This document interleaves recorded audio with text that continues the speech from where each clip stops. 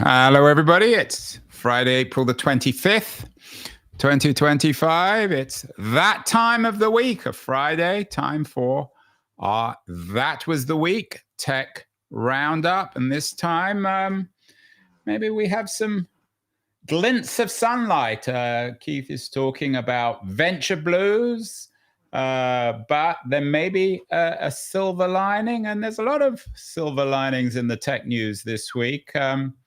My interview of the week is with Peter Layden, who believes that Trump is unintentionally making America great again by essentially destroying the Republican brand. Peter Layden is the author of The Great Progression, an excellent Substack newsletter, and believes that he's a former Wired editor. He's based in the East Bay, and he believes that we're on the brink of a reinvention. He talks about America's 80-year cycle. Keith, happy Friday. Is this reason to rejoice? Is Peter right? Is Peter Layden's instincts right? Is Trump destroying the brand, and is America about to go through one of its remarkable 80-year cycles? Well, I like his optimism, but I've got to say that the chances of America looking anything like the America he thinks it might look like are very low. His basic points that America's reinvented itself multiple times, going way back in history. And he's not really right. The America that we know is very specific to the post-Second World War era. And its lifespan, compared to, say, the British Empire, has been quite short. And the reinvestment required to do what Peter says is not on the cards. He's really arguing for a complete remaking of the American fabric in terms of what it produces and where value comes from.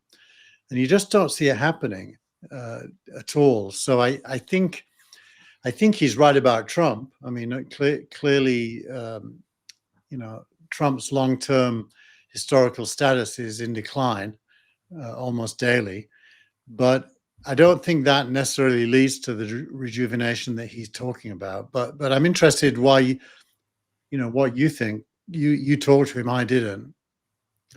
Well, I'm relying on you, Keith, to be cheerful. There's supposed to be a glint of sunlight in your newsletter. Silver lining. We'll come to venture blues in a minute. I mean, you're always the cheerful one. Now you're writing it off.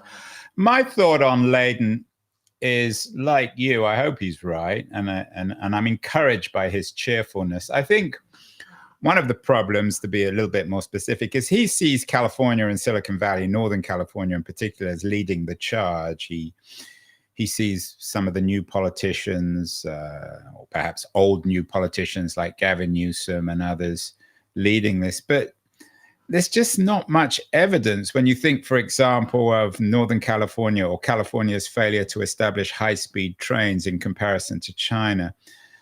For all his wishful thinking about American reinvention, the evidence just isn't there.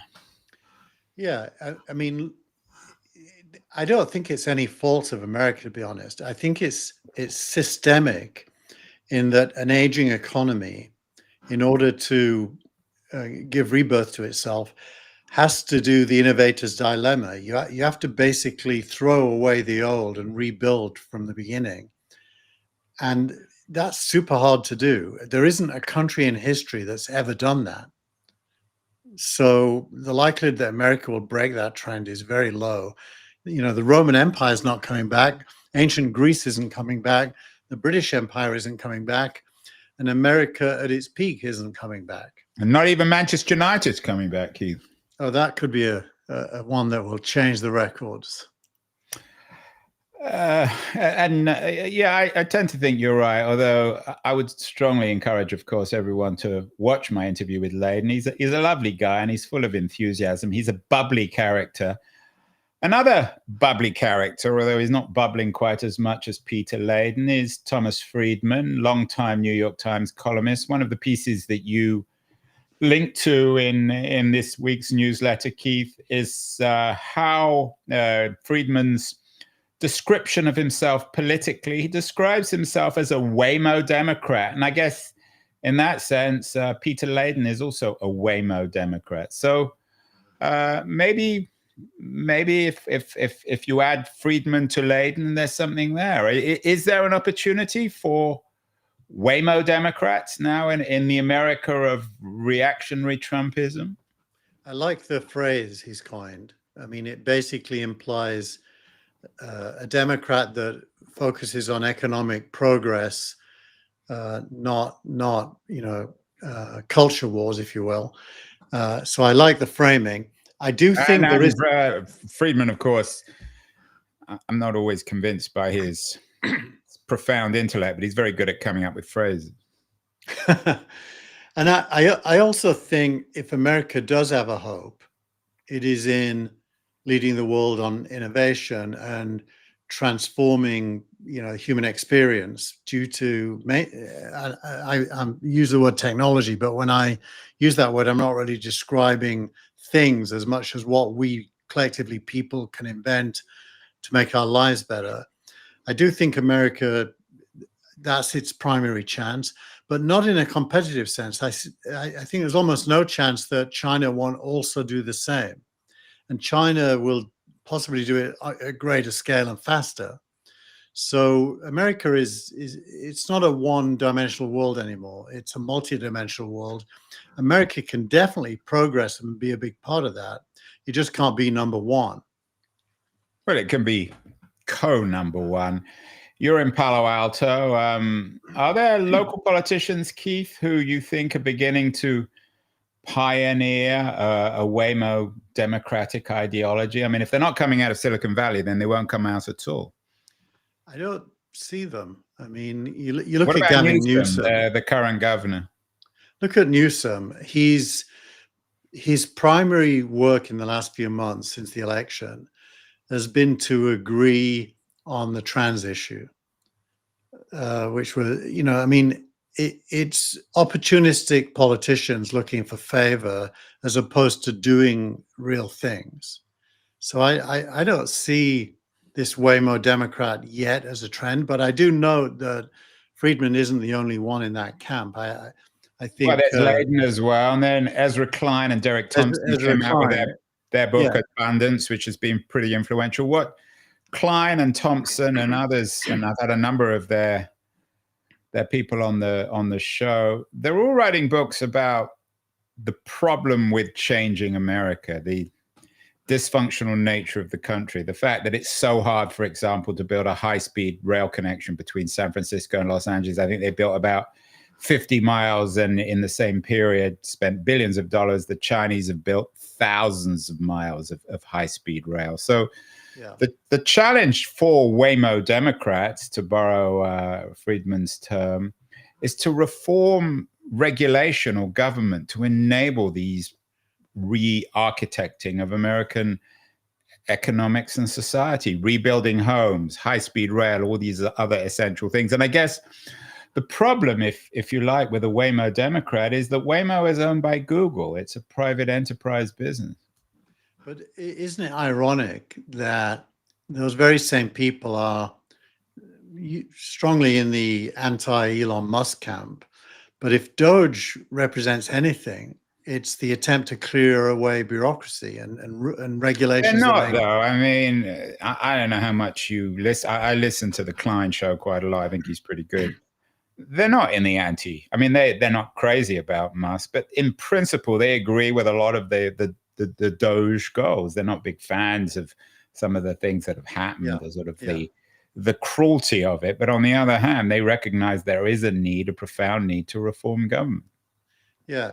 I mean, that whole narrative around, China's a centralized authority with the ability to just decide to do something and then do it without any friction. And America's a democracy, therefore people have a say, and that slows things down. It's interesting how irrelevant that is to the problems of the age. The problems of the age are really transforming economic realities. That's the primary number one goal anyone should have right now, to allow of wealth production so that people can live better lives. And those of us with kids in late teens or early 20s know that they are massively challenged to imagine a life that's even as good as their parents due to those economic challenges. So I think Friedman is fishing in the right water. Well, I'm sure he'll be pleased to hear that from Keith Tier. And meanwhile, there's lots of good news. I'm looking around for good news from your newsletter. You've got a lot of pieces. Hamish McKenzie from Substack believes that a new media order is emerging. Of course, it goes without saying it's coming from Substack, where he is the founder. But I think there's something in that. We put this out on Substack. We both have Substack platforms, accounts. I think it's an excellent platform, and I think that there's all sorts of interesting things happening on the media front. It's easy to again to be dismal and pessimistic. What do you make of? I know you're a big fan of Hamish McKenzie. You've known him for many years. What do you make of Substack's progress and this latest piece? Well, the latest piece is trying to associate Substack with the new media order, and it's pretty unitary, as in there is only one new media order, and it is Substack. Surprise, surprise.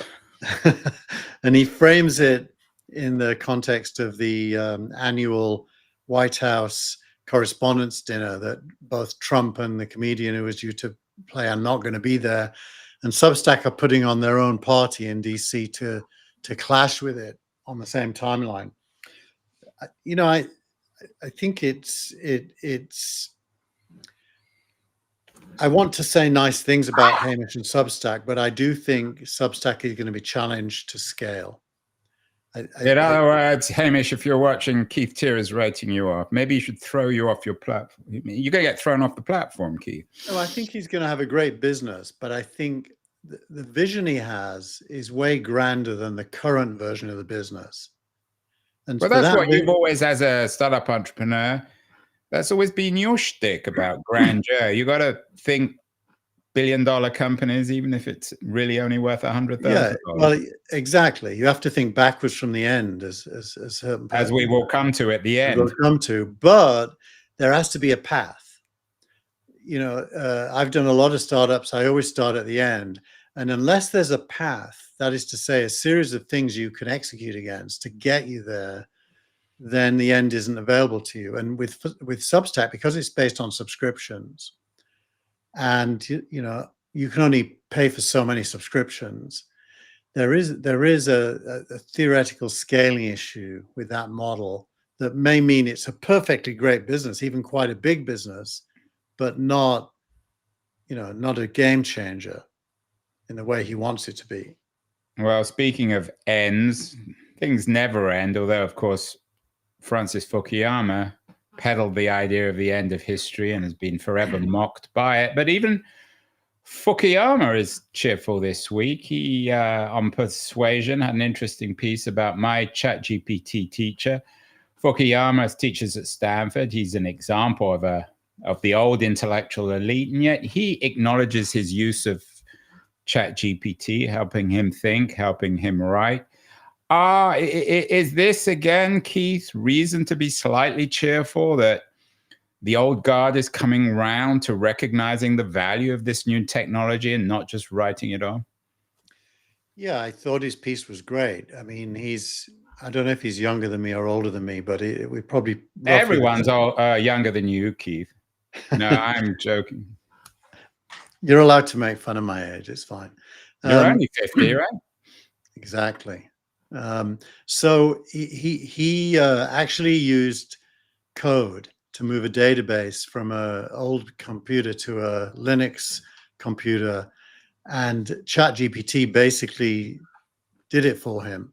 And so he's a bit like I was when I first started using AIs for coding. He's thrilled at the fact that he could achieve that goal. He's just thrilled by it. So I hats off to him for being so excited about having achieved something that he probably couldn't have done without ChatGPT. Thought it was good. Yeah, and of course he published on Persuasion, which is another interesting platform, does pretty well. I think it operates off Substack. So lots of things to be cheerful of. Of course, there's always miserable people on your links this week. Paul Krugman, who seems to always be miserable, has something about Trump's cultural revolution. I know you're a big fan of Krugman, who, of course, now is distributing his work post New York Times on Substack. What is Krugman saying about Trump's cultural revolution? You know, he was in Portugal when he wrote this, and I think Portugal has the ability to make you start to ponder abstractions. So this is basically depicting Trump as the equivalent of Mao during the Cultural Revolution, as in he wants to kill the past, just like Mao did and like they did in Cambodia. In the name of the past, ironically enough. Yeah, and by the way, I'm not actually anything like a fan of Krugman's. I like Friedman much better than Krugman. Krugman, it seems to me, has jumped on the, low blow anti-Trump Democratic bandwagon, which is pointing fingers and being superior. It reminds me of Hillary Clinton's The Deplorables. It's not Lena Khan. We're not going to blame Lena Khan, are we, Keith? Here? No, I think we can blame Hillary Clinton, though, for the deplorables comment. And he really does look down on normal people and sees himself living in a superior universe. So I'm not a big fan. But he's not a Waymo Democrat, then? He's definitely not a Waymo Democrat. He's more of an old-fashioned Keynesian Democrat, I would say. I like Keynesianism. I think there's a lot to be said for Keynesianism. Well, speaking of Waymo Democrats, as I mentioned, Waymo is owned by Google. It's one of their more successful initiatives. Lots of news about Google. You wrote them off last week, but their numbers were excellent. The stock went up about 20%, which is good from my household's point of view. Is it a bit early then, Keith, to write Google off? You have a piece from Casey Newton suggesting they're on the brink of a breakup. Lots of news about OpenAI and even Yahoo buying Chrome if the government forces Google to sell Chrome. Are you beginning to think it may have been a bit early given Google's numbers this week? Well, their numbers were, you're quite right, exceptionally good. They had a 43% profit increase, based on last year's same quarter. And it was all driven by search, amazingly. So it looks as if their AI integration into search, people are noticing that they now give answers at the top of a search result that come from Gemini. It isn't anywhere near as good as Perplexity, but it's better than it used to be. And that seems to be driving some numbers. So maybe I was really, Matt. You always say that about Google. You always say they're no good, and then their numbers come out. Does that even matter? Most people don't even notice these things. It's good. No one's going to use Perplexity. I've tried to use it. It's complicated.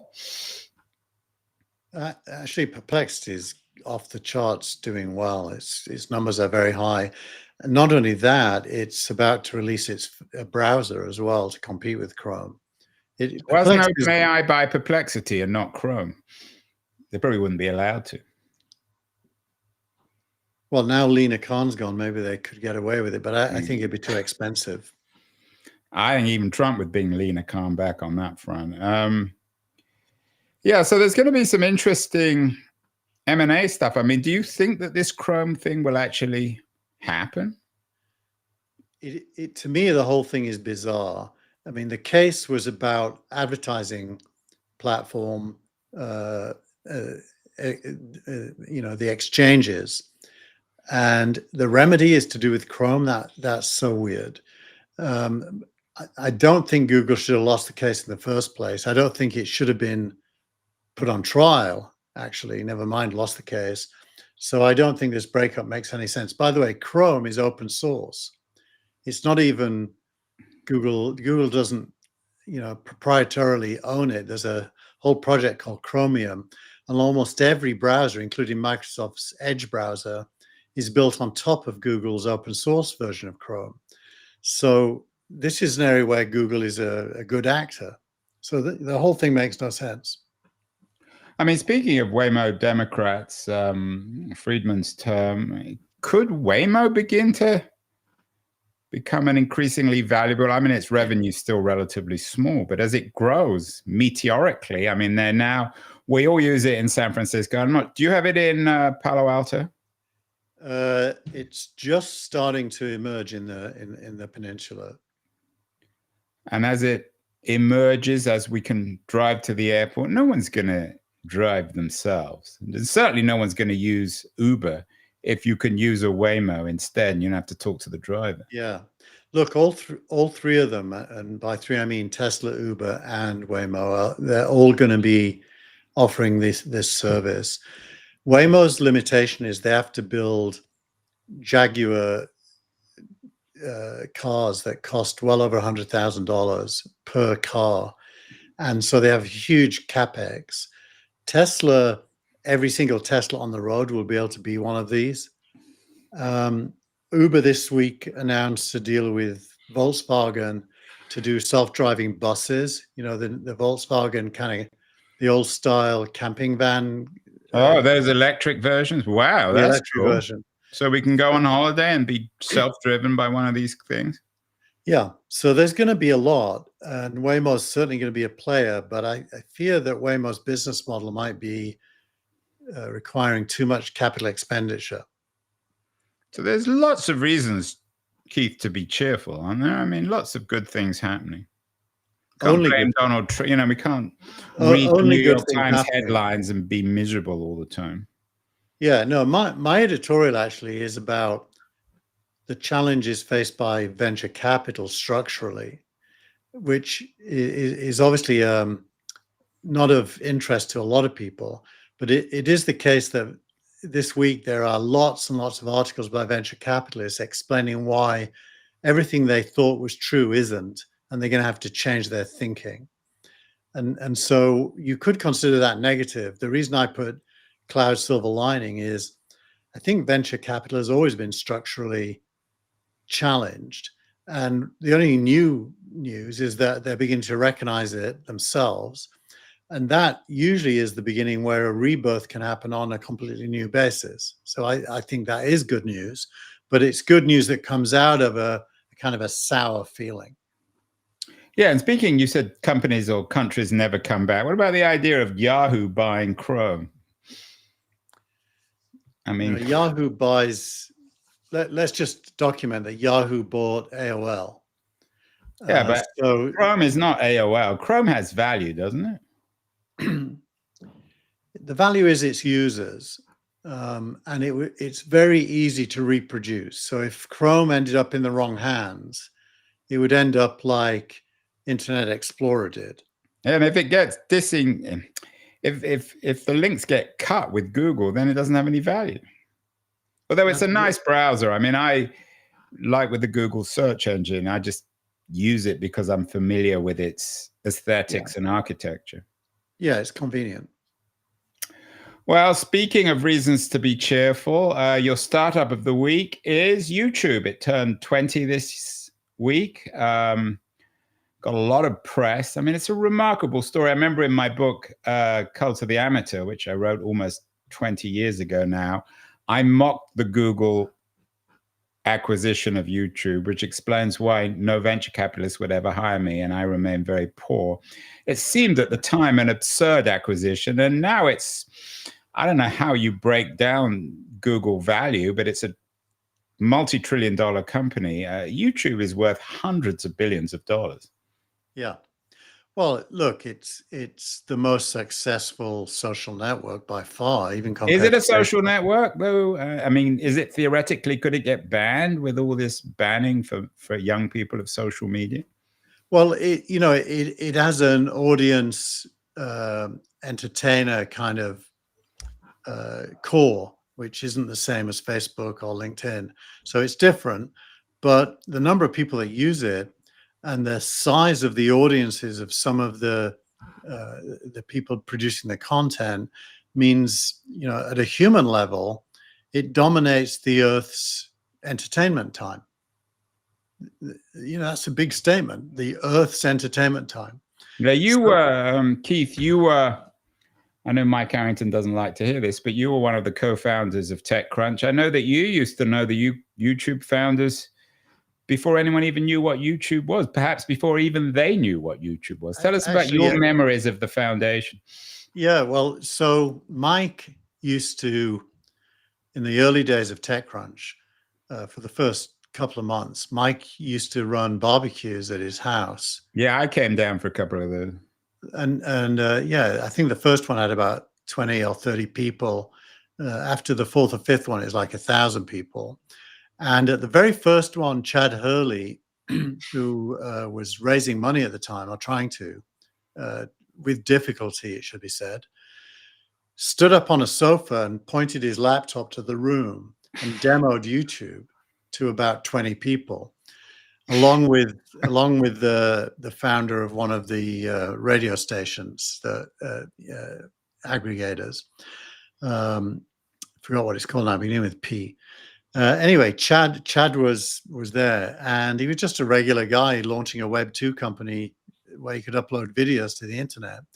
Literally within 2 months, he was acquired by Google for $1 billion, I think it was at the time. And which we all marked, or I certainly marked, which was perhaps the smartest thing. I mean, the couple of things that Google, certainly amongst the smartest thing Google has ever done. Exactly. So, and it was not clear, I will say this, there was Web 2, which was being defined at that time. Mike and I helped define it through Archimedes labs that we ran together. Web 2, at the core of it, was the separation of content from the point at which it was originally published. And Yahoo was, in our view, the loser, because Yahoo was a portal where the content and the place were always going to stay together. So we saw this world where content would not be fixed, but could travel through embedding and other forms, RSS feeds, the like. And YouTube really grew because of embedding, because you could upload a video and you could publish it anywhere. At that time, the web was only just emerging out of the images and text. Right. It's amazing that we mentioned earlier, Yahoo's still around, eyeing a Chrome acquisition 20 years after, or 25 years after its glory years. Although, Keith, you perhaps are looking at the past with rose-tinted glasses. You and I were involved in a video startup, Santa Cruz Networks. We could have been YouTube, couldn't we? We existed before them. We saw the value of video. I guess we weren't alone. How did Hurley figure out video where everyone else knew it was for real? I mean, we were the sister investment of Skype, the audio platform. Look, you have to remember in 2005, the iPhone hadn't yet come out. So there were not handheld cameras. There was like Sony cameras and Canon cameras.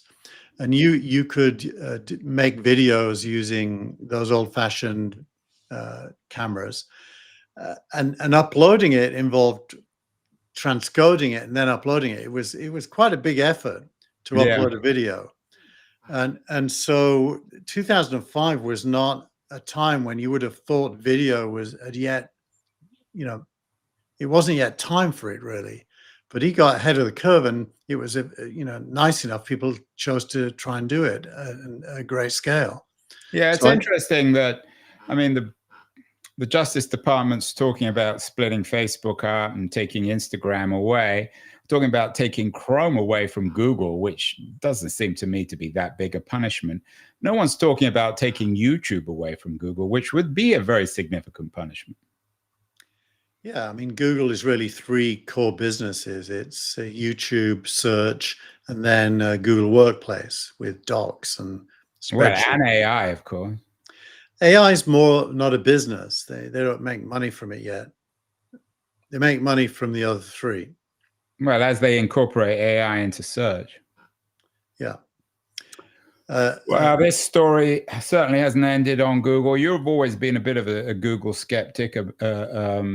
No, not a skeptic. I just think they're challenged to maintain cost per click advertising in a world where the web is used less and less, search is used less and less, We already have apps. Soon we're getting AI. So they're going to have to reinvent themselves. And I'm not down on them at all. They could completely achieve that, but they can't just keeping on doing the old stuff. So they have a better chance of reinvention than America.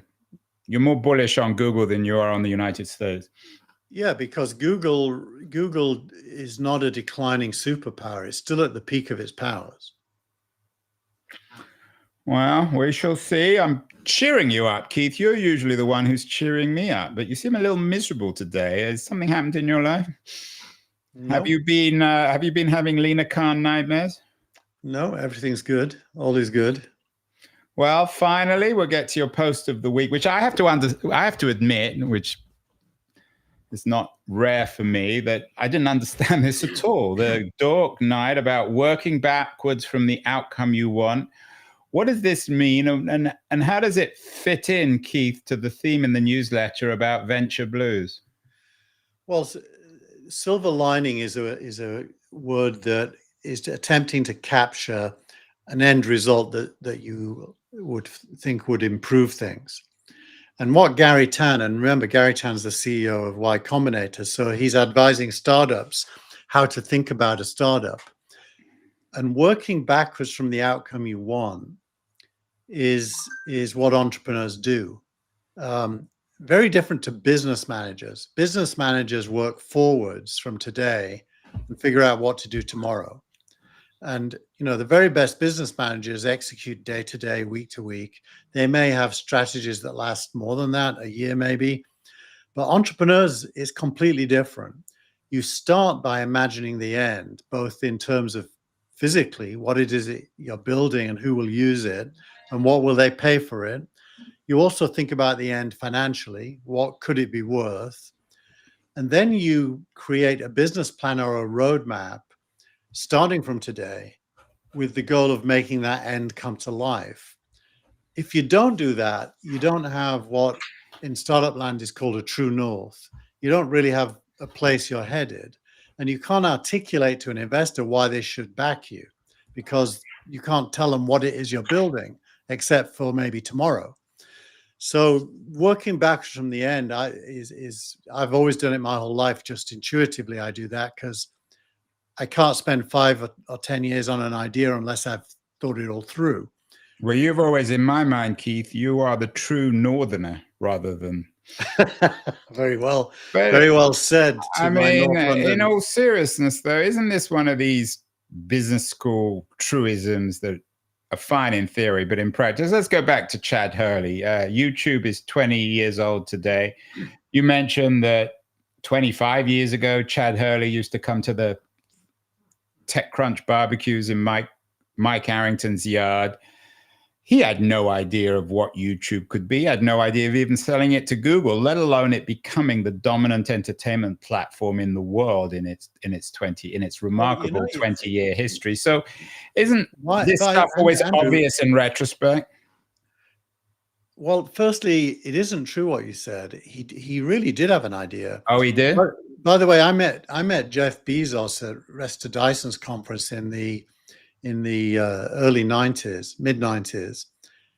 His vision for Amazon was already way beyond books. He thought through the whole thing. And when Kleiner Perkins invested in him, it wasn't in books, it was in the end game. So, and it isn't a business school truism. I mean, to be honest, very few people are able to conceptualize an end and then execute towards it because they think it's BS, the end. Most people have taught themselves out of it because it's too grandiose to think about it. But in fact, if you're going to change the world, you have to think about it. When de Gaulle thought about Europe after World War II, he had to have an idea of, something beyond France already in his head. And so I do think this is not received wisdom, and it isn't normal. It's quite unusual to do it. Well, let's end, Keith, with an assignment to do what you're saying, to work backwards from the outcome you want. When it comes to Waymo Democrats, you and I are both Waymo Democrats. We both believe in a degree of social justice, but using technology. how should other people who want to make the world a better place, who don't like Trump, how can they work backwards from the outcome we all want, which is an efficient society, a high-tech society, but one that recognizes some degree of humanity and decency? Yeah. Well, I think once you start describing it, it sounds a little bit utopian, and most people will mock it. But given what's happening with AI and with agents, especially, the end in a let's say a 5-decade framing, the end is where human beings live without working, live well without working, and so the puzzle is how do you Well, say you're not driving with Waymo, right? Waymo's just a small bullet point in this narrative, but it's how do you channel the massive abundance of wealth that automation will produce to benefit everyone? How do you do that? And if you can do that and everyone is happy because they have everything they need, governance, small government becomes inevitable. So even Republicans will celebrate Waymo Democrats if they can boost wealth to the point where government diminishes down to nothing or close to nothing. And I think that is the vision. And that means the Democratic Party has to abandon the class struggle, which it barely has anyway, but let's assume it does have a little bit of class struggle, unions versus rich people at its core. That Elizabeth Warren Democratic Party has I knew you were going to bring up Elizabeth Warren and, of course, Lena Khan. It needs to be destroyed and replaced by this Waymo Democrat, for want of a better term, where the future makes all human beings better and wealthier, and the benefits of innovation lift up the whole of society. But you, at the beginning of this conversation, pretty much wrote that off in terms of America. You said it's not going to happen here. Well, it won't. It can't happen just in America because the scale required to deliver that is global. It will happen everywhere. America may well be the catalyst. OpenAI today is used everywhere in the world to greater or lesser effect, and in a growth context will produce a lot of value. It's possible that OpenAI will produce more value in China than it will in America, not for itself, but for human beings. And so that's the second part of it, which is you really have to think globally if you want to imagine the end game.